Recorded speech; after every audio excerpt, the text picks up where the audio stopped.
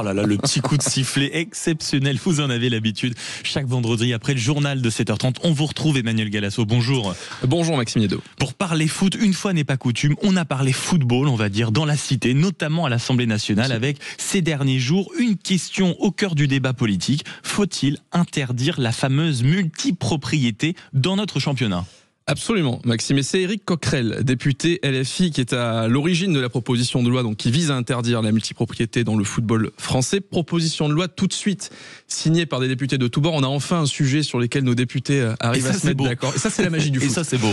Plus sérieusement, je souscris évidemment totalement à cette proposition de loi. Ça fait plusieurs mois que je milite ici au micro de Sud Radio pour qu'on mette enfin un terme à la multipropriété, qui est le cancer du football moderne. Alors, qu'est-ce que la multipropriété ? C'est très simple. C'est un seul propriétaire qui détient plusieurs clubs, qui évolue dans différents championnats. On a plusieurs exemples ici en France. Je vais en prendre qu'un, Strasbourg, qui a été racheté en 2003 par Blue & Co. Blue & Co, qui était déjà propriétaire de Chelsea. Donc à partir de deux clubs, voilà, c'est une multipropriété. Et il y a des effets bénéfiques, pour être honnête, à court terme. On l'a vu là depuis 2 ans. À Strasbourg, de l'argent a été injecté. Donc les finances ont été mises à l'équilibre. On a investi dans des jeunes joueurs à potentiel, moyenne d'âge 20 ans. Mais là déjà on est rentré dans la deuxième phase qui est beaucoup moins sympa. On a vu Emmanuel Emega, le meilleur joueur de Strasbourg, qui a été acheté par le grand frère Chelsea en début de saison. Et à moyen et long terme, évidemment, Chelsea va venir se servir des meilleurs joueurs, va acheter, va dépouiller Chstrasbourg. Les supporters vont les aspirer, tous les jeunes clubs. Absolument. Et les supporters ont compris. Ils sont un petit peu...